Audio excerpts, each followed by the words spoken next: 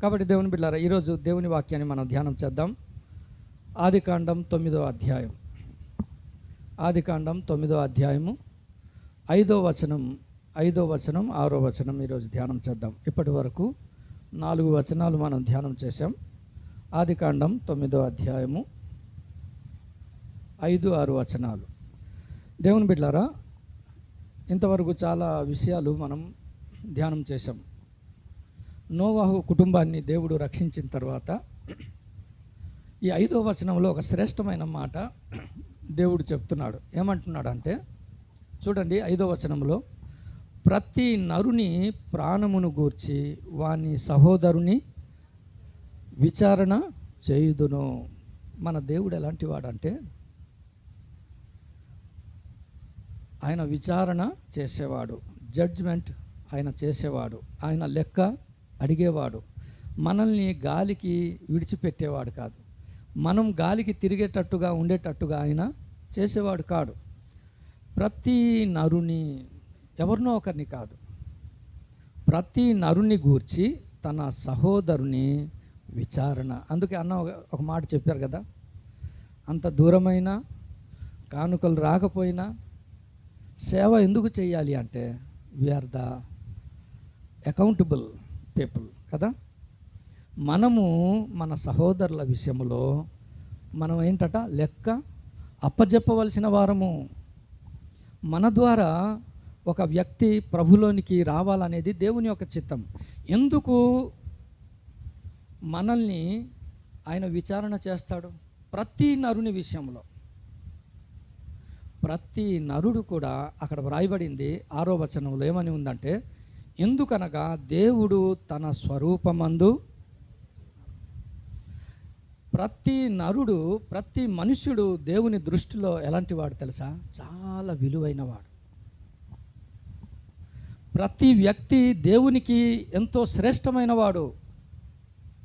ఎవరిని తృణీకరించడానికి, ఎవరిని పక్కన పెట్టడానికి వీల్లేదు. దేవుని బిడ్డలారా, మీరు బైబిల్ గ్రంథంలో దేవుడు ఎవరిని టచ్ చేసినా సరే, అతను ఏ స్థితిలో ఉన్నా సరే, పెంట కుప్పలో పడి ఉన్న వారిని సహితము లేవనెత్తి అధికారులతో, ఎక్కడ కూర్చోబెడతాడు? మామూలుగా కాదు, అధికారులతో కూర్చుండబెట్టాడట. Why? He is very precious to God. ఆయన చాలా విలువైన వాడు.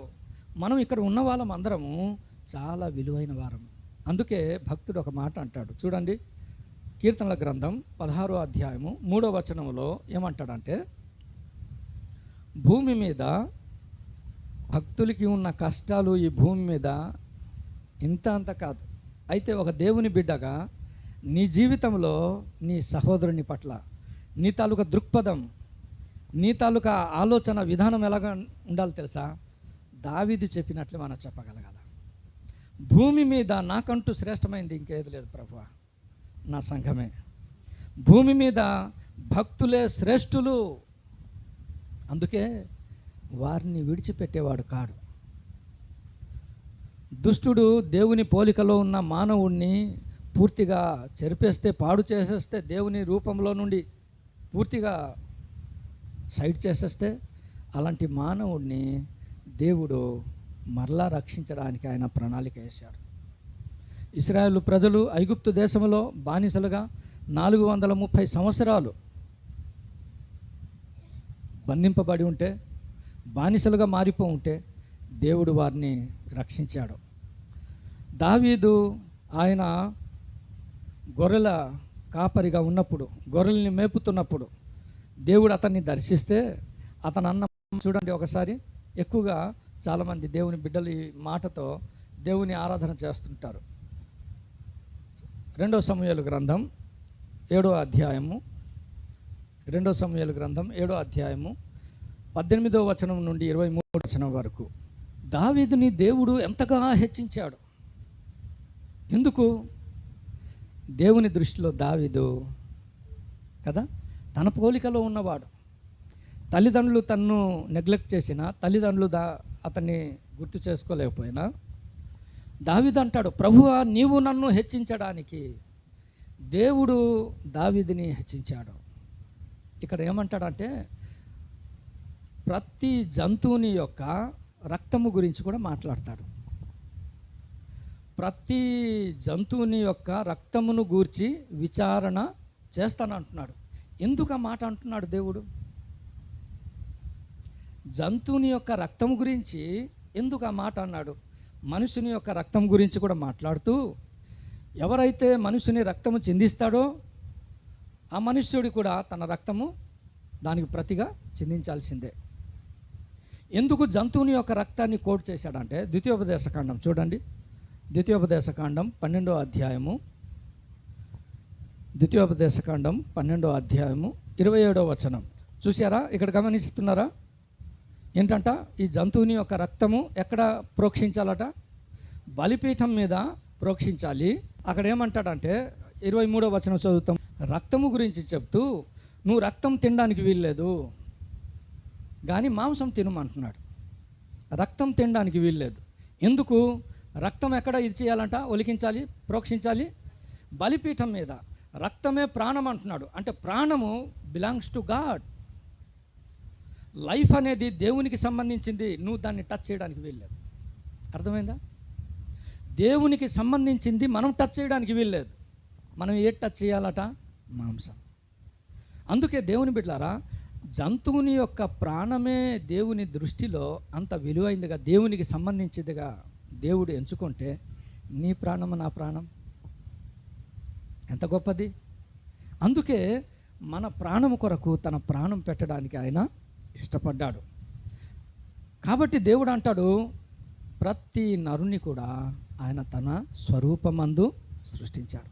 సంఘములో ఏ ఒక్కరిని మనం తృణీకరించడానికి, పక్కన పెట్టడానికి వీల్లేదు. ప్రతి మనుష్యుని, మనకు దేవుడిచ్చిన దర్శనం ఏంటట? ప్రతి మనుష్యుని సంపూర్ణునిగా చేసి దేవుని దగ్గర నిలబెట్టాలి. ఇది మన అసైన్మెంట్.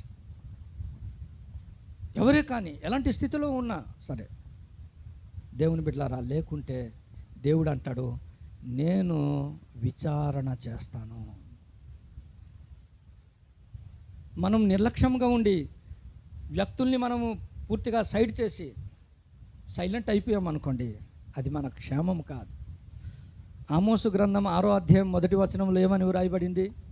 దేవుడు ఏమంటాడంటే, ఆమోసు గ్రంథం 6వ అధ్యాయము, సియోనులో ఎలాగున్నారట వీళ్ళు? చాలే, సియోను అక్కడ మందిరమే. సియోను అంటే కొంతమంది మందిరంలో చక్కగా హాయిగా ఏ విచారం లేదు, చల్లగా ఉంటారు. అందుకే ఏలీ గురించి బైబిల్ గ్రంథంలో అక్కడక్కడ కోట్ చేశారు, మీరు తర్వాత చదువుకోండి. ఆయన ఎప్పుడు చూసినా సరే మందిరం దగ్గరికి అన్న ప్రార్థనకి వెళ్ళినప్పుడు ఈ అన్న ఎక్కడ ఉన్నాడట? కూర్చున్నాడట. సమూయేలు ఏలీ దగ్గరికి వెళ్ళినప్పుడు ఈయన ఎక్కడ ఉన్నాడట? కూర్చున్నాడంట. అలా మందసం తీసుకెళ్ళిపోయారని వాళ్ళు పరిగెట్టుకొని వచ్చి, అయ్యా మందసం పట్టుకెళ్ళిపోతున్నాడు అని చెప్పడానికి వచ్చినప్పుడు ఈయన ఎక్కడ ఉన్నాడట? ఈ జీవితాంతం సిట్టింగే కానీ మరి ఇంకా స్టాండింగ్ లేదు, ప్రభు కోసం నిలబడేదిలే. కొంతమంది ఉంటారు లైఫ్ లాంగ్ సిట్టింగే. ఆధ్యాత్మికమైన కదలిక లేని జీవితం. అందుకే దేవుడు అంటాడు, ప్రభువా మాకు చేపలు దొరకట్లేదంటే నీ నావ కొద్ది లోతుకు తోయిరా అన్నాడు. కొద్దిగా లోతుకి నడుపు అన్నాడు. ఎందుకన్నాడు? ఒడ్డులో ఉంటే ఎప్పుడైనా నావ చూసారా?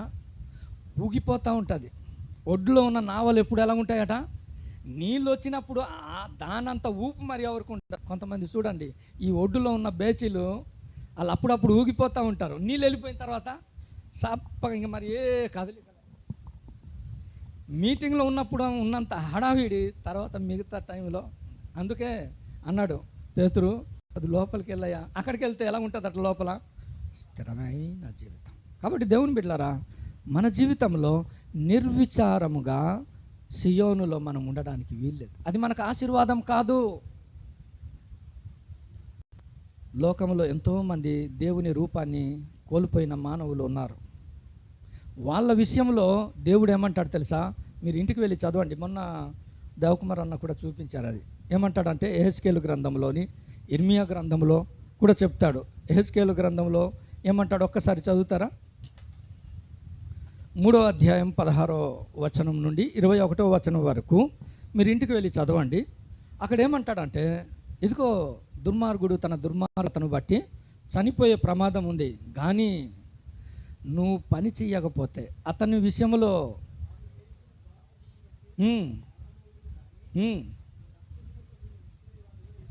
నీవు ఉత్తరవాది అయిపోతావు. అలాగే 33:1 నుండి 9లో కూడా చూస్తే, ఇదిగో దుర్మార్గుడు తన దుర్మార్గతను బట్టి చనిపోతాడు, కానీ నువ్వు మాత్రం ఉత్తరవాది అయిపోతావు. నిర్విచారముగా ఉందమ్మా దేవుని బిడ్డలారా, నేర్చుకుందాం. ప్రతి మనుష్యుడు దేవుని పోలికగా పుట్టిన మనుషుని విషయంలో ఎలాంటి దృక్పథం మనం కలిగి ఉన్నాం? మన ప్రభు యొక్క ఆలోచనలు, పాడైపోయిన మానవుని విషయంలో దేవుని యొక్క ఆలోచనలు, దేవుడు మనకు చూపించిన మార్గం ఎలాంటిదో ఒకసారి చూసి, దేవుడు ఎవరిని విచారణ చేస్తారు, ఎవరిని విచారణ చేయరో ఒక 2 విషయాలు త్వరగా మనం ధ్యానం చేసి ముగిద్దాం. చూడండి, సమూయేలు గ్రంథం 2వ సమూయేలు గ్రంథం 7వ అధ్యాయము 22-23 వచనాలు. చాలు. మన దేవుడు, మనకు బోధించే మన దేవుడు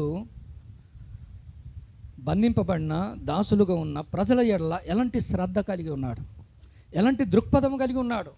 విచారణ చేస్తానన్న దేవుడు ఇశ్రాయేలు ప్రజల విషయంలో ఎంత శ్రద్ధ తెలుసా? దావీదు అక్కడ అంటాడు, ప్రభువా, నీవు ఐగుప్తు దేశంలో నుండి, ఆ జనుల వశములో నుండి, వారి దేవతల వశములో నుండి నీవు విమోచించావు. ఎంత గొప్ప పరిచర్య, ఎంత గొప్ప పని మన ప్రభు చేశాడు తెలుసా? అదే బాటలో మనల్ని ఏమంటున్నాడట? మనకు ఆయన అడుగు జాడల్ని 1 పేతురు పత్రిక 2వ అధ్యాయము 21వ వచనంలో ఏమంటాడంటే, 1 పేతురు పత్రిక 2వ అధ్యాయము 21వ వచనంలో ఏమంటాడంటే, మీరు తన అడుగు జాడల యందు నడుచుకోవాలి. అంతే. ఆయన ఏం చేశాడట?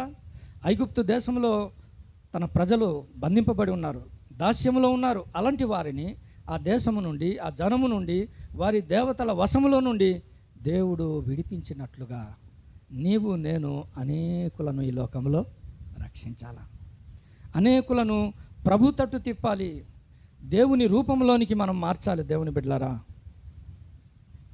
సియోనులో నీవు నేను నిర్విచారముగా ఉంటే అది మనకు క్షేమం కాదు, అది మనకు ఆశీర్వాదం కాదు. ఎందుకంటే మనము ఉత్తరవాదులుగా ఉండడానికి వీల్లేదు. ఎంతోమంది నశించిపోతారు. వాడు నశించిపోయినా నశించిపోవచ్చు, కానీ నీవు నేను నిర్విచారముగా ఉంటే మనము ఉత్తరవాదులం అయిపోతాం. దేవుడు మనకు విచారణ చేస్తాడు. అయితే భూమి మీద భక్తులు ఎలా బ్రతికారు తెలుసా? వాళ్ళ గురించి బైబిల్ గ్రంథంలో ఎలా రాయబడింది తెలుసా? నోవాహు గురించి దేవుడు రాశాడు. నోవాహు గురించి 3 అధ్యాయాల్లో ఏమంటాడంటే, హెబ్రీ పత్రిక 11:7 వచనంలోను, 1 పేతురు పత్రిక 3:20లోని, 2 పేతురు పత్రిక 2:5లో అతని గురించి వ్రాయబడింది. ఆయన తన ఇంటి వారిని గూర్చి దేవుడు కోట్ చేశాడు.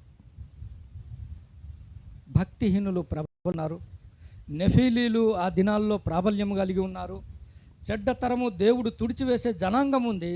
అయితే నోవాహు గురించి దేవుడు రాశాడు, భక్తిహీన సమాజం మధ్యన తన కుటుంబాన్ని ఆయన రక్షించెను అంటాడు, తన కుటుంబాన్ని కాపాడెను అంటాడు. ఆ భక్తిహీనుల సమాజానికి ఆయన వెళ్ళి సువార్త చేశాడు అని ఉంది.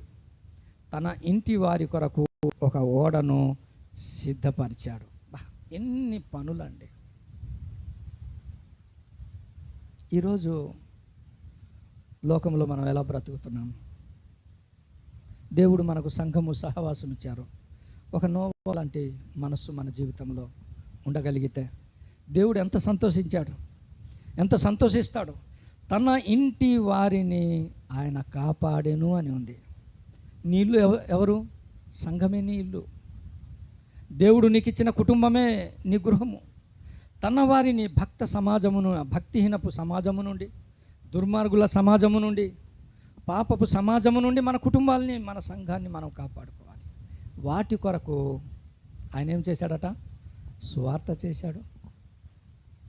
ఆయన అంత మాత్రమే కాదు, తన ఇంటి వారిని కొరకు ఓడను సిద్ధపరిచాడు. దేవుని బిడ్డలారా, మన జీవితాల్లో ఒక నోవాహు లాంటి జీవితం. అందుకే చూడండి, ఒక మాట అంటాడు, మొదటి తిమోతి పత్రిక 5వ అధ్యాయం 8వ వచనం. మొదటి తిమోతి పత్రిక 5:8. అవిశ్వాసి కన్నా చెడ్డవాడు విశేషముగా కదా తన స్వకీయులను, దేవుడు నీకు ఇచ్చిన సొంత వారిని సంరక్షించకపోతే అవిశ్వాసి కన్నా ఏమైపోతామట? చెడ్డవారం అయిపోతాం. దేవుని బిడ్డలారా, నేర్చుకుందాం. దేవుడు ఆ మొదటి వచనంలో ఏమంటాడంటే, దేవుడు నోవాహును ఆశీర్వదించాను. ఎందుకు అంటే తన సొంత వారిని ఆయన సంరక్షించాలి. దేవుడు నోవాహును అభివృద్ధిలోనికి తీసుకొచ్చాడు, ఆధిక్యత. ఎందుకంటే తన కుటుంబాన్ని సంరక్షించాలి. నోవాహు తన జాబ్ ఆయన ఫుల్ఫిల్ చేశాడు. దేవుని బిడ్డలారా, మన జీవితంలో మనం నేర్చుకుందాం. దేవుని సన్నిధిలో మనం మొరపెడదాం. ప్రభువా, నా ద్వారా నా వారిని, నా జనంగాని, నువ్వు నాకు ఇచ్చిన వ్యక్తులను, నువ్వు ఎలాగైతే ఐగుప్తు దేశంలో నుండి, దాస్యము నుండి నీ ప్రజలను విమోచించావో, నేను కూడా కొంతమందిని నీ కొరకు సంపాదిస్తాను ప్రభు అని ఒక తీర్మానం చేస్తే దేవుడు సంతోషిస్తాడు. నీ జీవితంలో దేవుని సంఘములో, సియోనులో నిర్విచారంగా ఎప్పుడు ఉండడానికి వీల్లేదు. దేవుని బిడ్డలారా, చూడండి, అబ్రహాము గురించి దేవుడు ఏమంటాడంటే, ఆదికాండం 18వ అధ్యాయం 19వ వచనం. ఆదికాండం 18:19. ఎంత మంచి మాట. తన తరువాత తన పిల్లలను, తన ఇంటి వారిని, చూసారా? అబ్రహాము మనకు మాదిరి అండి. దేవుడు నీకు నాకు ఎలాంటి వ్యక్తుల్ని మాదిరిగా ఉంచారు తెలుసా?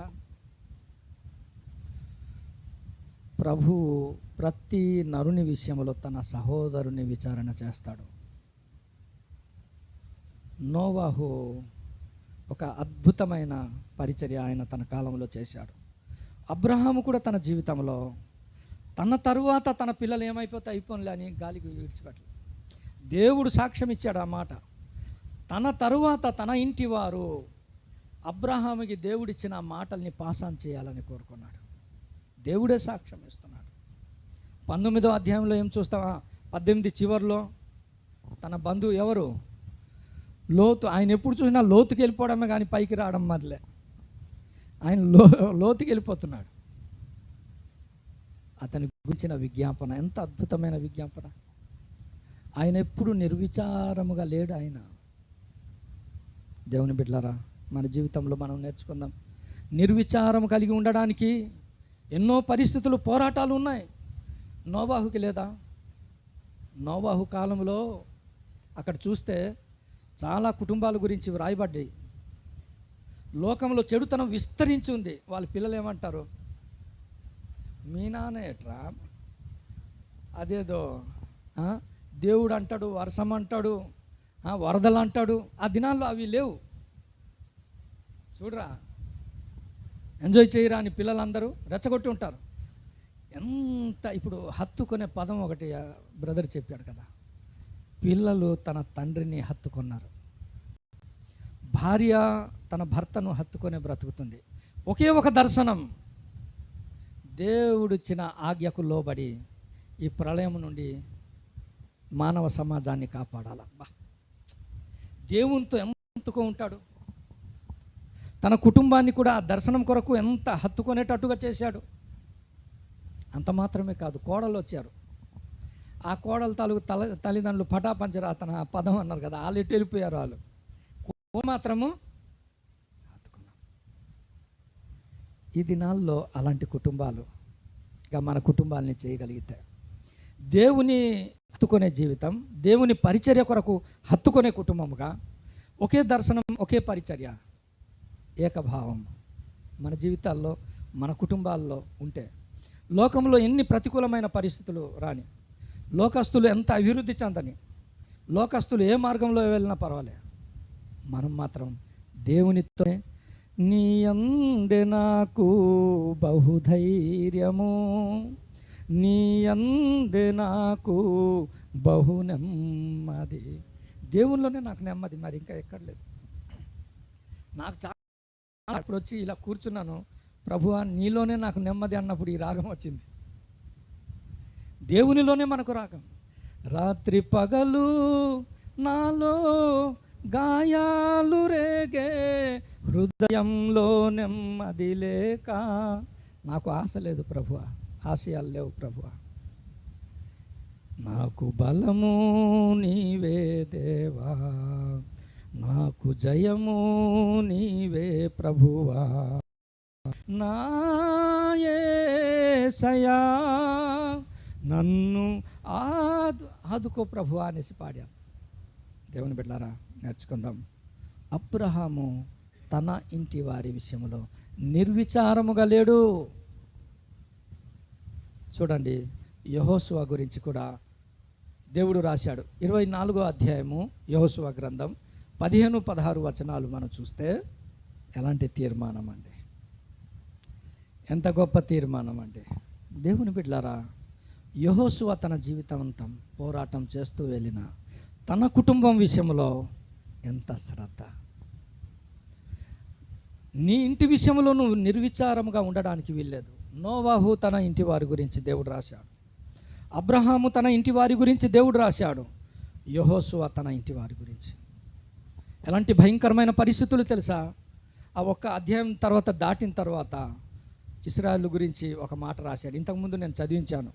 చూడండి, న్యాయాధిపతుల గ్రంథం ఒక్క పేపర్ తీయండి, 2వ అధ్యాయం 10వ వచనం. 2వ అధ్యాయము 10వ వచనం.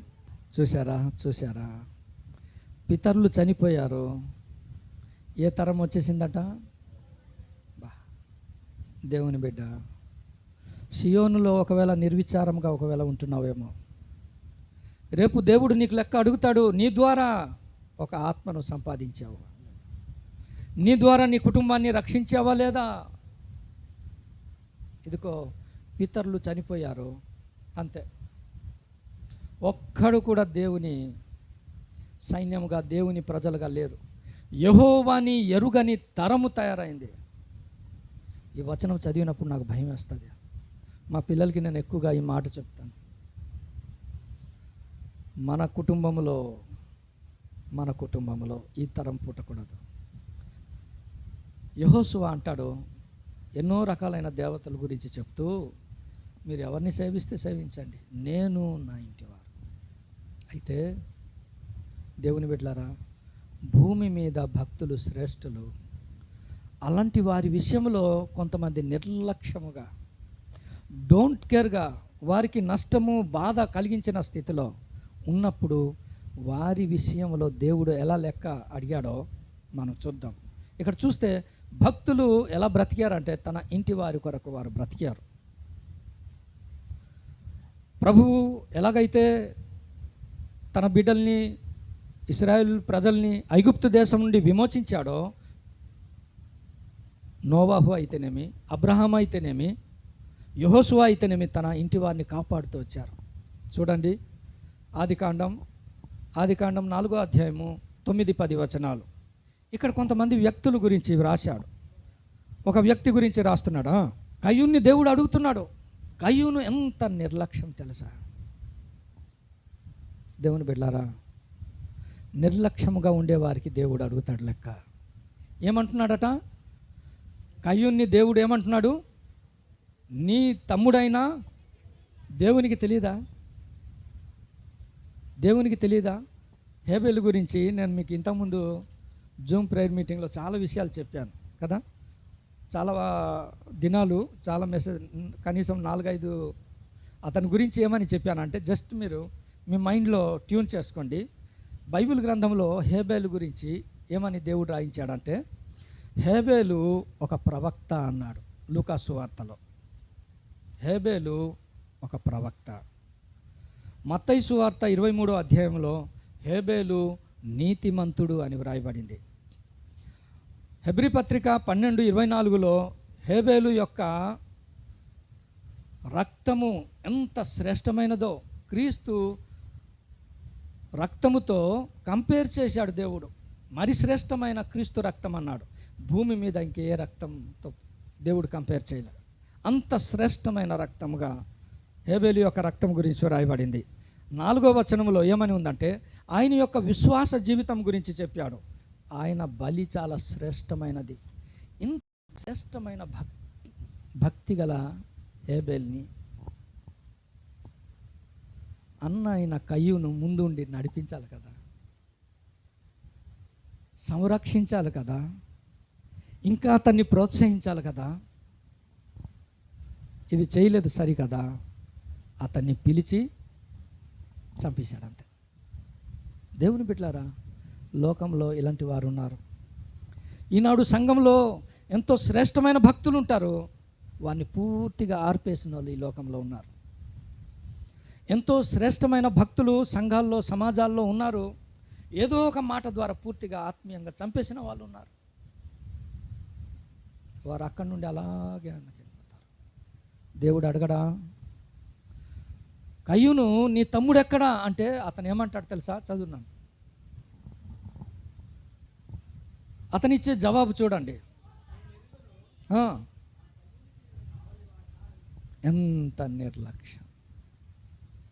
దేవుని బిడ్డలారా, నేర్చుకుందాం. దేవుడు అడిగేవాడు, దేవుడు లెక్క అడుగుతాడు. ఒకరికి 5 తలాంతులు ఇచ్చాడు, ఒకరికి 2 తలాంతులు ఇచ్చాడు. దేవుడు లెక్క అడిగాడా లేదా? ఖచ్చితంగా దేవుడు అడుగుతాడు. దేవుడు మనకిచ్చిన పని గురించి దేవుడు అడుగుతాడు. దేవుడు మనకిచ్చిన సామర్థ్యం గురించి దేవుడు అడుగుతాడు. కయ్యూను లాంటి జవాబిస్తామా? ఏదో మనకు మనం సమర్థించుకొని మనం జవాబిస్తామా? దేవుడు అడిగే ప్రశ్నకు మన దగ్గర జవాబు ఉందా? కయ్యూను లాగా ఉంటామా? హేబేలు లాగా? హేబేలు ఎంత శ్రేష్టమైన జీవితం అండి భూమి మీద. చూడండి, మరొకరి గురించి కూడా దేవుడు అడుగుతున్నాడు. మరొకరి గురించి మొదటి రాజుల గ్రంథము 17వ అధ్యాయం 21వ అధ్యాయము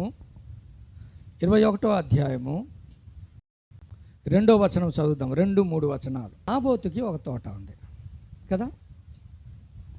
ఇతను ఏమంటాడంటే, ఈ ఆహాబు రాజు నీ తోట నాకిమ్ము అంటున్నాడు.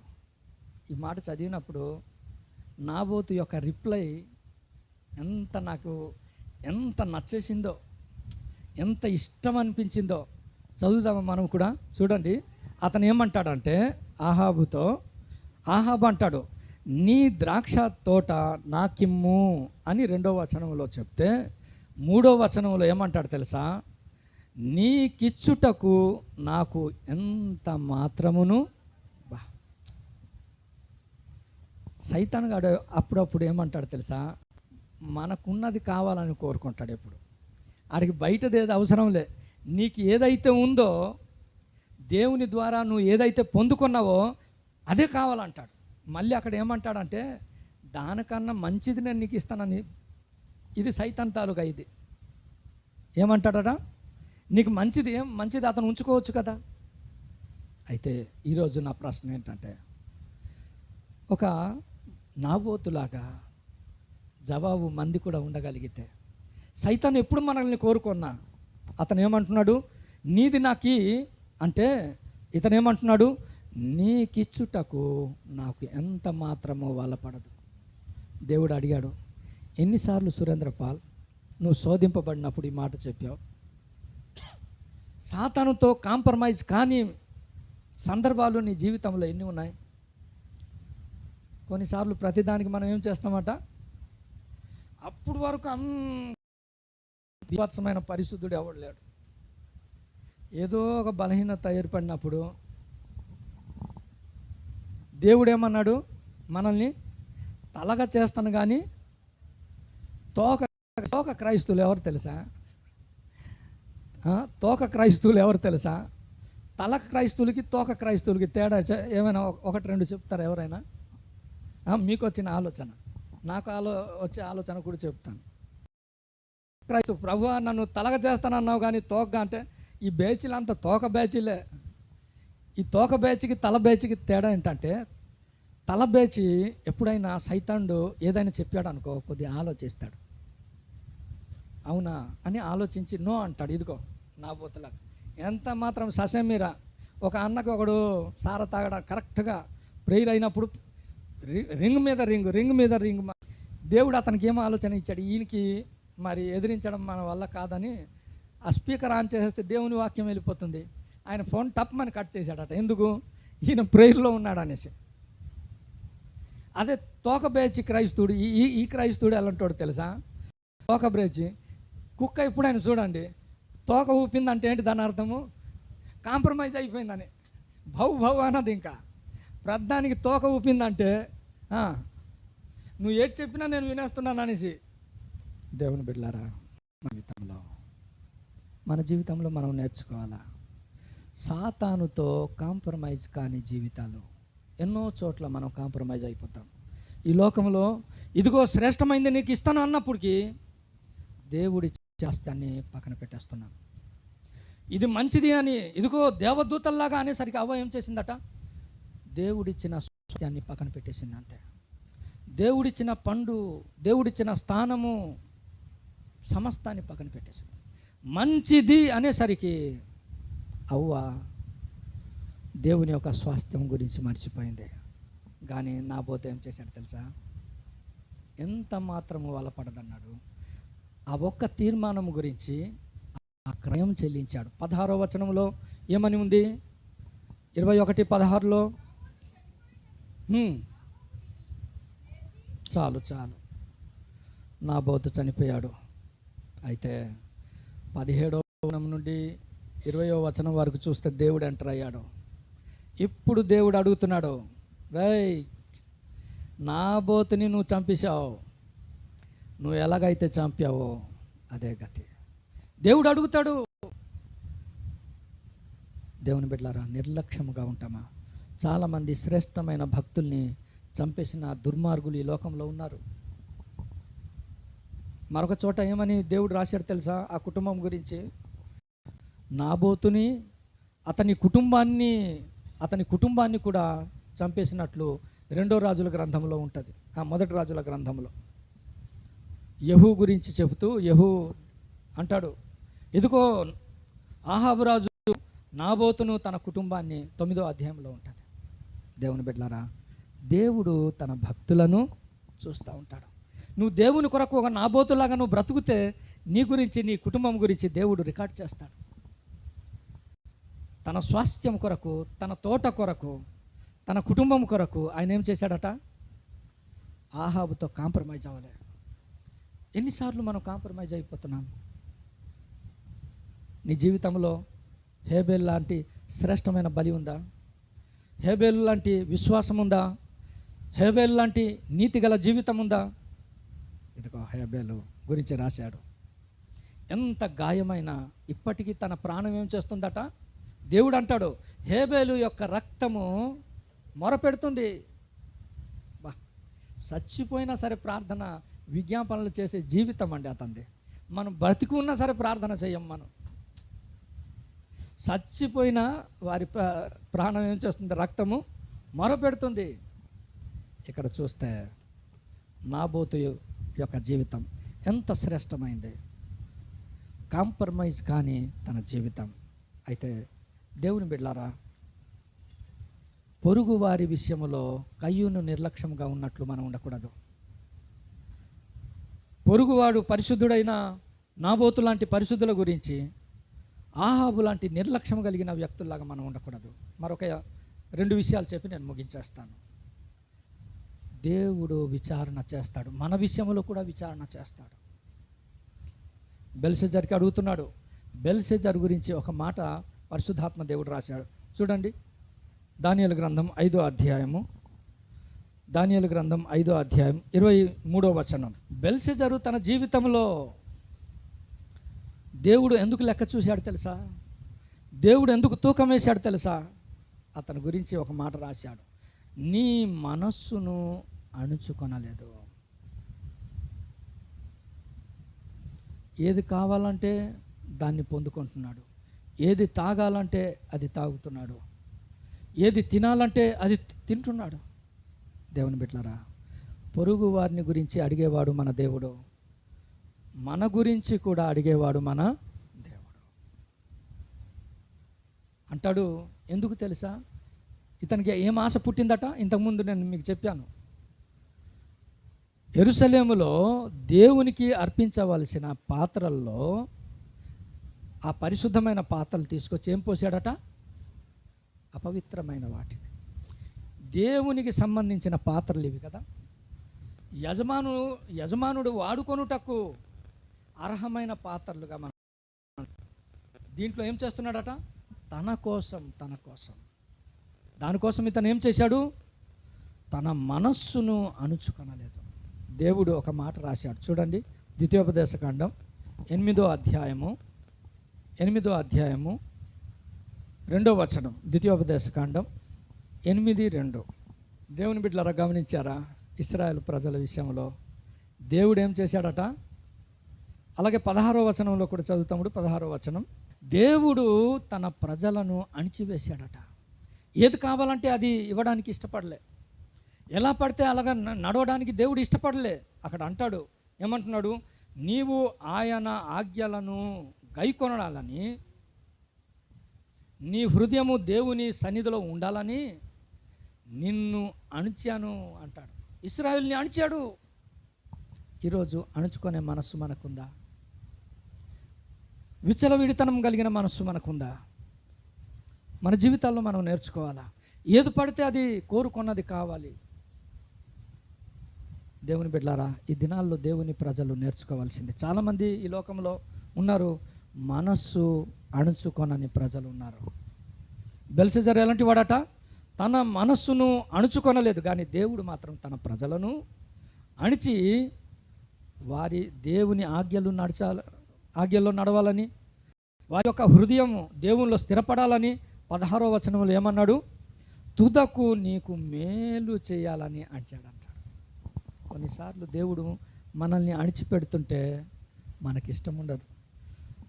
మనం పిల్లల్ని కంట్రోల్ చేస్తున్న పిల్లలు ఇష్టపడతారా? ఎన్ని మాటలు అనేస్తారు. వద్దు నాన్న అనేస్తే ఎన్ని మాటలు మనం వినాల్సి వస్తుందో కదా. వద్దు అన్న పదం వాళ్ళకి ముద్దు ఉంటుందా? ముద్దు ఉంటుంది. వద్దు అంటే చాలా ఇష్టం అనిపిస్తుంది. మన జీవితంలో నేర్చుకుందాం. బెల్షెజరు తన జీవితంలో అణుచుకొనలే. దేవుడు బెల్షెజర్ని లెక్క అడిగాడు. చూడండి మరొకటిని కూడా, లూకా సువార్త 16వ అధ్యాయం. ఈ వచనం చూసి మనం ప్రార్థన చేద్దాం. లూకా సువార్త 16వ అధ్యాయము 19వ వచనం. నీకిష్టమైనట్టు దేవుని బిడ్డలారా దేవుడు విచారణ చేస్తాడు. ఇది మన పాఠం. మన జీవితంలో మన గురించి, మన పొరుగు వారి గురించి, మన కుటుంబం గురించి మనం ఎలా బ్రతుకుతున్నాం?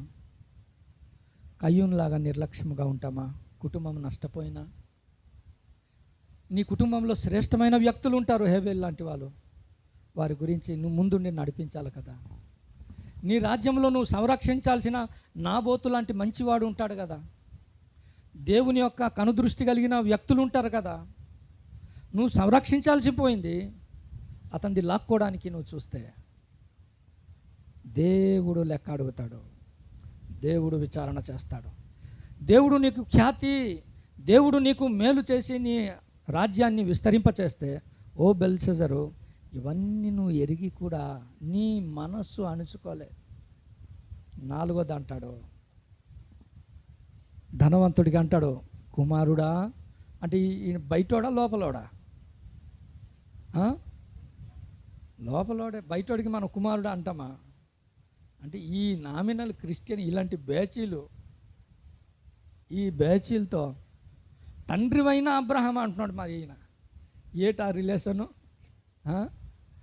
తండ్రివైన అబ్రహాం ఓరే, తండ్రి విశ్వాసి కదా, నువ్వు ఫాలో అవ్వద్దా? నీ దేవుని యొక్క ఆజ్ఞలను నువ్వు గైకొనొద్దా? నీకు ఇష్టం వచ్చినట్టు నువ్వు సుఖపడ్డావు. దేవుని బిడ్డలారా, ఈ దినాల్లో దేవుడు మనకు మేలు చేశాడు. దేవుడు మనల్ని ఆశీర్వదించాడు, మనల్ని అభివృద్ధి పరిచాడు, విస్తరింపచేశాడు. దేవుని మరిచిపోయే సుఖంలో పడిపోయే ప్రమాదం ఉంది. దేవుడు మనల్ని విచారణ చేస్తాడు. దేవుని దూరం చేసే సుఖం మనలో ఉందేమో. అక్కడ రాస్తాడు 19వ వచనంలో, ప్రతి దినము. ఆ పదం ఉందా? ఏమని ఉంది 19వ వచనంలో? 19వ వచనంలో ఏమని ఉంది? అది ప్రతి దినము, everyday God will count. God will check. ప్రతి దినము దేవునికి స్థానంలే. ఆయన బట్టలు, ఆయన తిండి, ఆయన సుఖమే. దేవుని బిడ్డలారా, ఈ లోక వెల్ఫేర్ జోన్లో మనం కూడా ప్రవేశించి ఒకవేళ దేవుని మర్చిపోయే ప్రమాదం ఏమో ఉందో, సియోన్లో నిర్విచారమైపోయే ప్రమాదం ఉంది. దేవుని బిడ్డలారా, ఒకటి నేర్చుకోండి. లాజరు గురించిన మెసేజ్ నన్ను ఎప్పుడూ ఆదరిస్తుంది. లాజర్కి భూమి మీద ఆరోగ్యం లేదు, లాజర్కి భూమి మీద తిండి లేదు, లాజర్కి భూమి మీద నాన్న వాళ్ళు లేరు.